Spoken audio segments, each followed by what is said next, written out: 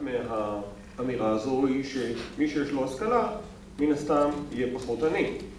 אבל אני רוצה לטעון בפניכם שהכיוון הנכון יותר של הסיבתיות הוא בדיוק הכיוון ההפוך.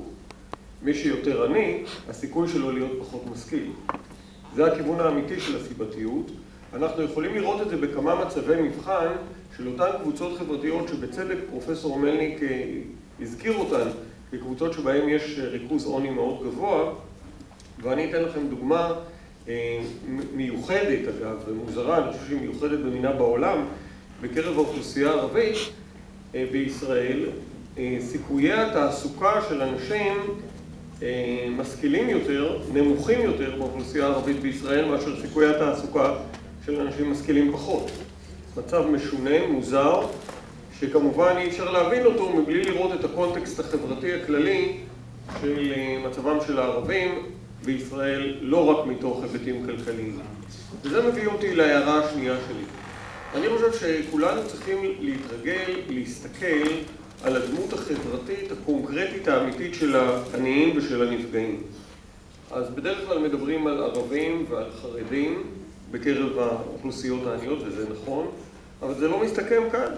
אם אנחנו למשל משווים את דפוסי השכר של מזרחים, יהודים במדינת ישראל, לדפוסי השכר של אשכנזים במדינת ישראל, רמות ההכנסה של מזרחים ואשכנזים, התמונה עד היום בישראל היא של פער משמעותי. זו תמונה שחשוב לשים לב אליה. לכן, לבעיות החברתיות בישראל הרבה פעמים יש זהות לאומית, יש להם צבע, יש להם, אם תרצו, השתייכות עדתית. יש להם מגדר. סליחה? יש להם גם מגדר. ויש להם מגדר, נכון, נכון מאוד. יש להם מגדר באופן מפורש וברור. אגב, בדיקה של הדבר הזה, פעם עשיתי אותה, שאלתי את עצמי למה יש פערים מגדריים, נוכח העובדה שבכל זאת יש לנו חוק שכר שווה לעובדת ולעובד, והסיבה היא לא ברמת הרצפה הבסיסית, הסיבה היא בשני מרכיבים מאוד מרכזיים במערכת השכר שלנו. שעות נוספות, שבדרך כלל נשים לא יכולות לעשות, מסיבות שקשורות לחלוקת העבודה החברתית הכללית יותר, וכמובן כל מיני תוספות כמו רכב. אלה הן תוספות שהולכות לגברים, כמעט ולא הולכות לנשים. ושני המרכיבים האלה יוצרים פערי מגדר מאוד מאוד גדולים בשכר ובהכנסות אצלנו. ההערה השלישית שלי נוגעת לתמונה הכללית של מה שמתרחש בחברה הישראלית, ואני לא מדבר פה על נתונים מספריים, אני מדבר על תפיסה קונספטואלית של מה שמתרחש פה, והתמונה היא מאוד ברורה. החברה הישראלית בשנים האחרונות עברה במישורים רבים של החיים מקפיטליזם לטורבו-קפיטליזם.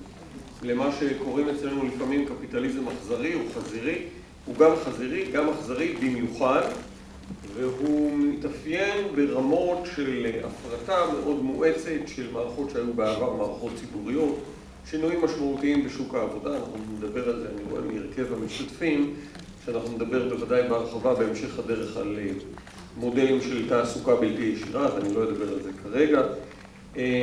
שינויים דרמטיים בכל מערכות ההגנה החברתית, כאשר השינוי המצער והמדאיג במיוחד בנסיבות שאנחנו נמצאים בהם כרגע הוא השינוי במשטר הפנסיה וההימור המטורף על כספי הפנסיה של הציבור שכל המפלגות הצטרפו אליו, הימור שנתניהו אחראי לו, אבל הצטרפו אליו עוד גורמים רבים מדי במערכת הפוליטית. לכך צריך להוסיף כמובן את מה שמתרחש עכשיו.